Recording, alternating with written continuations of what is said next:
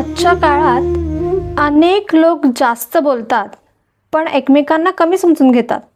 मोठी मोठी आश्वासन देतात पण विश्वास मात्र कमी होत चाललाय. निसर्गापासून दूर गेल्यामुळे मन अस्वस्थ झाले आहे. म्हणूनच रामदास स्वामींचा हा श्लोक आज पूर्वीपेक्षाही जास्त महत्त्वाचा वाटतो.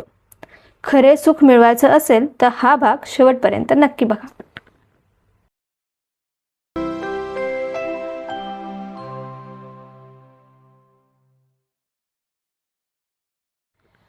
नमस्कार मंडळी, मनाचे श्लोक व पर्सनल ग्रोथ या आपल्या पॉडकास्टमध्ये मी वीणा आपल्या सगळ्यांचं स्वागत करते. आज आपण रामदास स्वामींनी सांगितलेल्या 44व्या श्लोकाबद्दल जाणून घेणार आहोत. आणि ह्या श्लोकातून जर का आपण विचार करून काही गोष्टी आपल्या आयुष्यामध्ये इम्प्लिमेंट करायचा प्रयत्न केला तर तो आपल्या आयुष्यासाठीचा टर्निंग पॉईंट नक्की ठरू शकतो.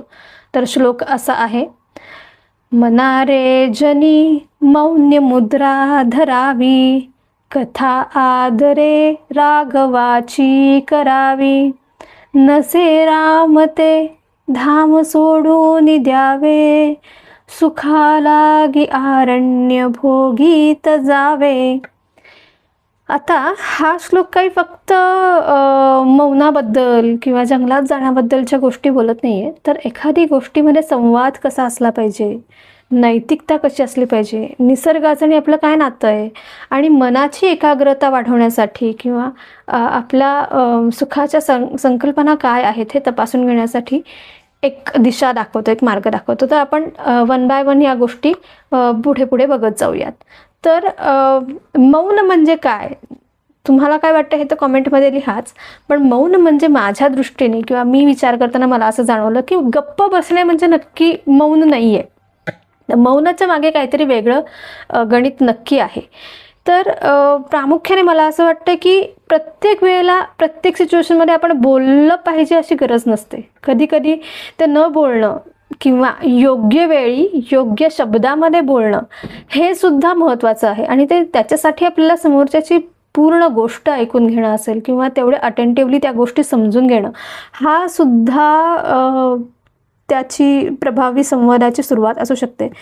म्हणजे समजा जर का अगदी आपण उदाहरणच घेऊन बघायचं ठरवलं तर एका शाळेमध्ये 2 शिक्षक होते बरं का, फॉर एक्झाम्पल चालू आहे बरं का, कोणी असू शकतं याच्यामध्ये.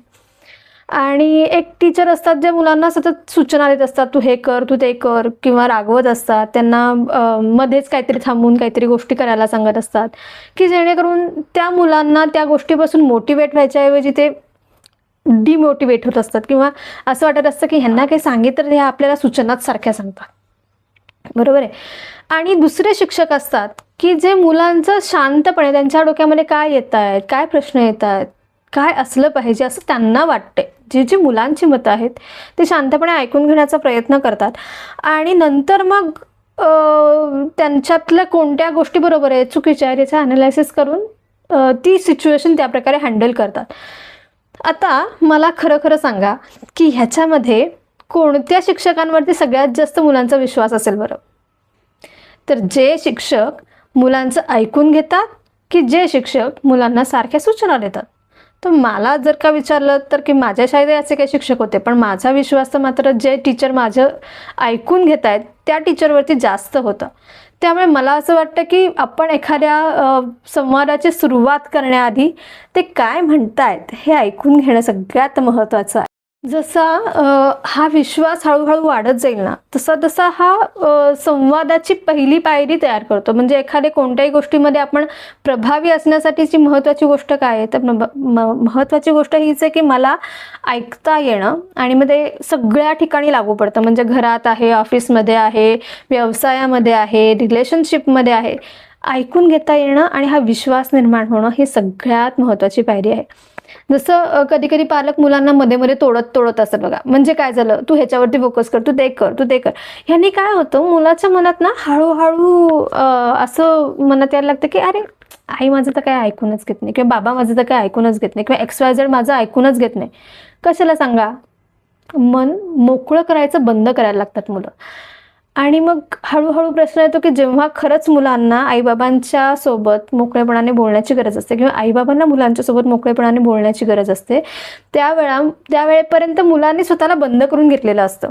आणि मग आपल्याला मुलांच्या बाबतीत मनात काय चालू आहे, म्हणजे स्पेसिफिकली जेव्हा टीनेजमधली मुलं असतात किंवा कॉलेज गोईंग मुलं असतात आणि पेरेंट्समध्ये आणि मुलांमध्ये म्हणलं तर अंतर वाढत चाललेलं असतं, अशा वेळेला हा प्रश्न सगळ्यात जास्त येतो.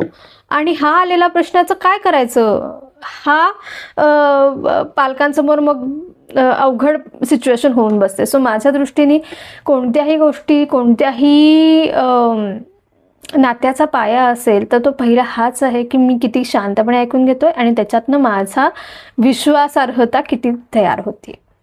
आता दोन महत्त्वाच्या गोष्टी येतात बरं का याच्यामध्ये. पहिली गोष्ट असते की खरं एखाद्या गोष्टीबद्दल आत्मविश्वास असणं, एखाद्या गोष्टीबद्दल करण्याची आपल्यामध्ये तयारी, कपॅसिटी असणं. आणि दुसरी गोष्ट असते अति आत्मविश्वास किंवा अवास्तव आश्वासनं दिलेली असतात, जी आपण बऱ्याच ठिकाणी बघितलेली आहेत आणि जी आपल्या निवडणुकीच्या काळामध्ये तर खूपदा दिसतात.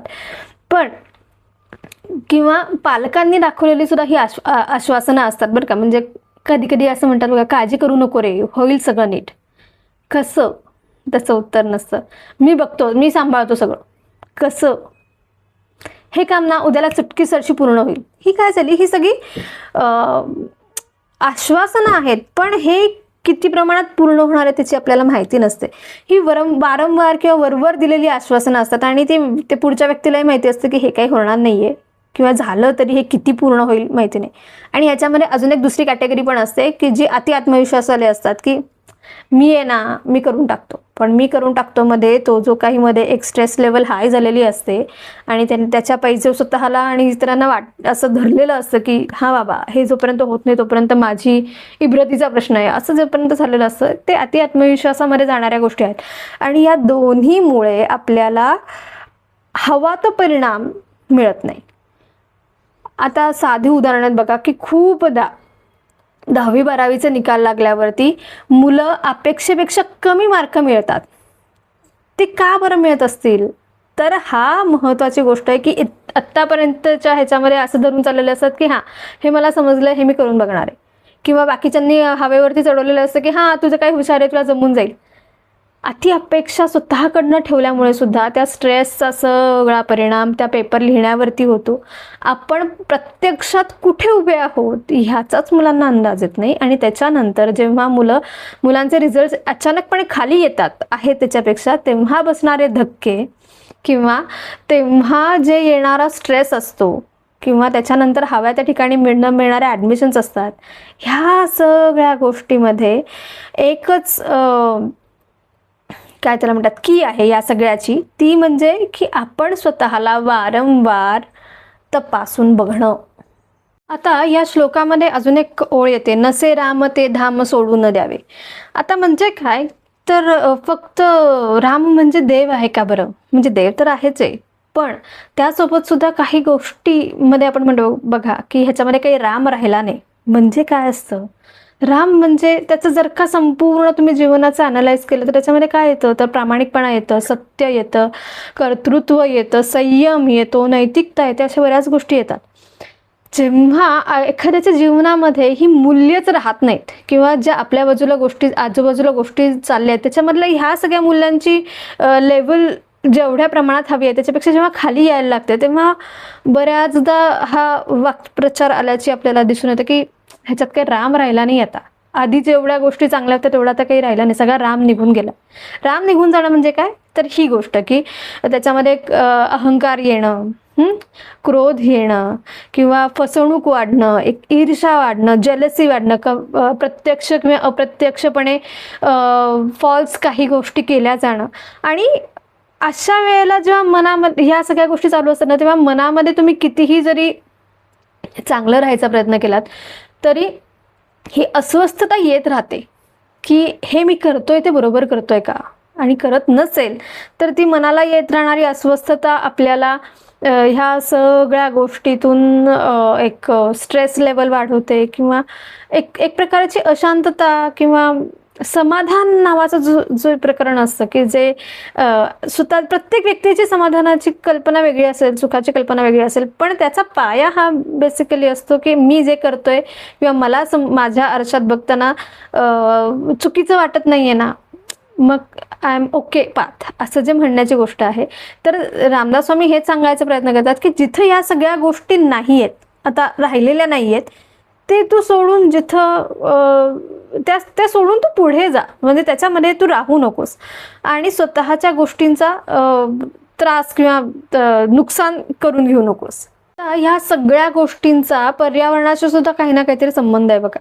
की समर्थ रामदास स्वामी म्हणतात की अरण्यात जा म्हणजे अरण्यात म्हणजे काही वनात निघून जायचंय किंवा एकदम निवृत्त होऊन किंवा संन्यासी होऊन जायचंय अशातली गोष्ट नाही. पण तुम्ही बऱ्याचदा बघितलं असेल तर जेव्हा जेव्हा आपण खूप स्ट्रेस लेवल हाय असतो किंवा आपल्याला जेव्हा जेव्हा ब्रेकची गरज असते, तेव्हा आपण जेवढे निसर्गाशी कनेक्ट होतो, हिरवळीमध्ये जातो किंवा बाहेर पडणारा पाऊस असेल, सुंदर हवा असेल किंवा निसर्गातल्या प्रत्येक छोट्या छोट्या गोष्टींशी कनेक्ट होण्याचा प्रयत्न करतो, तेवढं आपल्याला आपलं मन शांत व्हायला लागतं, एकाग्र व्हायला लागतं. आणि आता सध्याच्या परिस्थितीमध्ये तुम्ही बघितलं तर जंगलं म्हणजे झाडांच्या जंगलापेक्षा कॉन्क्रीटची जंगलं जास्त चालली आहेत, जास्ती होत आहेत. आणि त्यामुळे वाढणारं प्रदूषण आहे, उष्णता आहे, पाण्याची टंचाई आहे किंवा एकूणातच तणावाची परिस्थिती आहे. तर आपण स्वतःला हे विचारून बघूयात का किंवा इंट्रोस्पेक्ट करून बघूयात का की मी माझ्या आजूबाजूचा एन्व्हायरमेंटचा समतोल राहण्यासाठी, माझ्या आजूबाजूच्या वातावरणाचा, परिसराचा, निसर्गाचा समतोल राहण्यासाठी माझ्या बाजूने काय करू शकतो बरं? कॉमेंटमध्ये नक्की लिहा. मी एखादं झाड माझ्या मुलाच्या बर्थडेला, माझ्या स्वतःच्या बर्थडेला, अॅनिव्हर्सरीला लावू शकतो का? आणि फक्त लावून न सोडता त्याचं संगोपन करू शकतो का? छोटं का होईना, पण मी माझ्यासोबत त्या झाडासोबत स्वतःला कनेक्ट करू शकतो का? किती वेळा मी कोणत्या कोणत्या गोष्टींसाठी प्लास्टिक कमीत कमी वापरू शकतो, हां, किंवा किती वेळेला कोणत्या कोणत्या ठिकाणी मी सार्वजनिक व्यवस्थेचा वापर करू शकेन किंवा मी कार पुलिंगसारख्या गोष्टी वापरू शकतो का, की ज्याच्यामध्ये ह्या सगळ्या पेट्रोल प्रदूषण ह्या सगळ्या गोष्टींची मला कमी म्हणजे प्रदूषणात कमतरता करता येईल. आणि सध्याच्या परिस्थितीमध्ये जेव्हा आपण बघतो की इराण आणि अमेरिकेचं युद्ध चालू आहे, खूप अशांतता आहे किंवा पेट्रोलचे भाव असे विघ्नाला असे गेलेले आहेत, महागाई वाढते, ह्या सगळ्या सिच्युएशनला डील करताना मी अशा कोणत्या कोणत्या गोष्टींचा विचार करू शकतो की ज्या मला माझं पर्यावरण किंवा माझं एन्व्हायरमेंट थोडं तरी का होईना समतोलित राहील किंवा त्याचा ऱ्हास कमीत कमी होईल या दृष्टीने मी करू शकेन. आता जेव्हा आपल्याला ही गोष्ट स्पष्टपणे जाणवते की माझ्या आजूबाजूचा निसर्ग हा माझ्या ताण कमी करण्याचा एक पॉईंट असू शकतो, तर मी किती वेळ ह्या निसर्गाशी कनेक्ट होऊ शकतो. किमान एक तासभर जरी मी कनेक्ट झालो तर कदाचित माझा दिवसभराचा सगळा ताण कमी होईल. अगदी पाऊस पडतोय आणि तुम्ही हातात चहा घेऊन बाहेर पाऊस बघत चहा पिलात तरीसुद्धा तुमचा ताण नक्की कमी होणार आहे, रादर दॅन कुठेतरी टी व्हीवरच्या सिरियल बघणं असेल किंवा बाकीच्या सगळ्या गोष्टी बघण्यापेक्षा. जेवढं आपण निसर्गाशी कनेक्ट होऊ, झाडांची काळजी घेणं असेल, बागेत चालणं असेल, व्यायाम करण्यासाठी जाताना मोकळ्या जागी जाणं असेल, ह्या सगळ्या गोष्टी आपल्याला ताण कमी करण्यासाठी आणि निसर्गाशी कनेक्ट होण्यासाठी नक्की मदत करू शकतात. रामनामाचा किंवा एखाद्या रामनाम चॅन्टिंग करण्याचा आणि एकाग्रतेचा काही संबंध आहे का बरं? जसं निसर्गाचा एकमेकांशी संबंध आहे तसं ह्याचाही काही एकमेकांशी संबंध आहे का? तर एक पहिली गोष्ट आपण जाणून घेऊयात की जेव्हा आपण एखाद्या गोष्टीवरचं फोकस्ड काम करतो, म्हणजे आपण जाणीवपूर्वक एखादं चॅन्टिंग करत असतो, मग त्याच्यामध्ये रामनाम असू शकतं किंवा आणखीन काही तुम्ही ज्या धर्माला ज्या गोष्टीला जाणता पाळता त्याचं असू शकतं. पण त्यांनी काय होतं तर मन एकाग्र होण्याचा प्रयत्न करतं, एका पर्टिक्युलर गोष्टीवरती फोकस होण्याचा प्रयत्न करतं आणि मन कमीत कमी भटकतं. मी असं म्हणणार नाही की मनामध्ये विचारच येणार नाहीत की मी एकदम बंद करून किंवा पूर्णपणे स्वतःला बंदिस्त करून बसेन, असं नाही होणार. बाकीचे विचार तर येणारच आहेत मनामध्ये, मन भटकणार तर आहेच आहे. सिरियलचं गाणं, सिरियलचं एखादं काहीतरी एपिसोड चालू असेल तर मन तिकडे जाणारच आहे. किंवा माझ्या घरामध्ये कुणीतरी काहीतरी बोलते, माझ्याबद्दल का बोलते का, हेही इट्स नॉर्मल टेंडन्सी. पण जेवढं आपण याची प्रॅक्टिस करू, जेवढी अगदी रोज एक माळ सुद्धा करणं हे काही काही वेळेला टास्क असतो, टीडीएस टास्क होऊ शकतो. पण जर का तो आपण ठरवून केला तर ती 10 मिनिटं, ती 15 मिनिटं स्वतःला आपण एकाग्र करू शकू. आणि जेव्हा आपण ही शांततेने करायचा प्रयत्न करतो ना, तेव्हा आपली मनाची ही शांतता आपल्याला आपल्या दुसऱ्या गोष्टींमध्ये रिफ्लेक्ट करायला मदत करते. म्हणजे असं नाही की फक्त रामनाम जप करताना, माळ उडतानाच मी एकाग्र झालं पाहिजे. जशी ही मनाला सवय लागेल तशी आपण आपल्या मनाला ह्याही वेगवेगळे टास्क करताना सुद्धा एकाग्र करायची सवय इम्प्लिमेंट करू शकतो.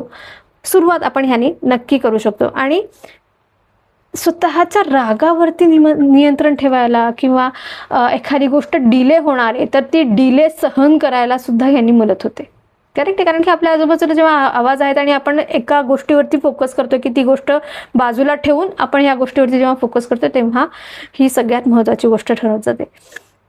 म्हणजे एखादी चॅन्टिंग करणं किंवा रामनाम घेणं ही काही फक्त धार्मिक कृती अशातली गोष्ट नाही आहे, तर ती मनाला एकाग्र करण्याची एक कृती आहे. आणि जेव्हा तुम्ही त्याला हाताला माळ देताय किंवा एखादं एक लूप देताय तेव्हा मन जास्त त्या गोष्टीमध्ये एकाग्र होतं. सुरुवातीला हे खूप सवय म्हणजे फोर्सफुली करायची गोष्ट वाटते, पण जशी याची सवय लागते तशी तुम्ही ती गोष्ट कंडिशन करू शकता तुमच्या कामासोबत, कामाच्या ठिकाणी कंडिशन करू शकता. आणि मग सहजपणे किमान अर्धा तास तरी आपण एकाग्र होऊन काम करू शकतो. तर आजच्या श्लोकातून आपण काय शिकलो, काय काय घेऊन जाऊ शकतो, काय काय इम्प्लिमेंट करू शकतो. तर कमीत कमी गोष्टी बोला आणि जास्तीत जास्त गोष्टी ऐकायचा प्रयत्न करा.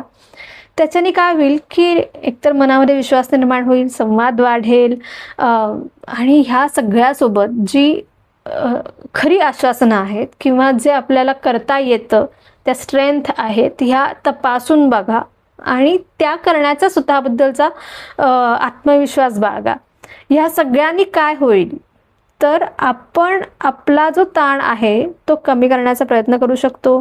निसर्गाशी जास्तीत जास्त सांगड घालायचा प्रयत्न करा, जोडा. आणि स्वतःची नैतिक मूल्ये सांभाळून स्वतःचं आणि इतरांचं सुद्धा शांतता, मन एकाग्र, आनंदी राहण्याचा प्रयत्न करा. तर आपल्याला ह्या सुखाचा शोध बाहेर कुठे घ्यायचा नाहीये, तर तो आपल्या विचारांमध्ये, आपल्या कृतीमध्येच घ्यायचा आहे. आपल्याला निसर्गामध्ये ह्या गोष्टी सहजतेने सापडू शकतात, तर त्याचा जास्तीत जास्त कनेक्ट करायचा प्रयत्न करायचा आहे. आजचा भाग जर का तुम्हाला आवडला असेल तर हा व्हिडिओ नक्की शेअर करा. तुमच्या मित्र परिवारासोबत ह्याच्यावरती डिस्कशन्स करा, नक्की शेअर करा.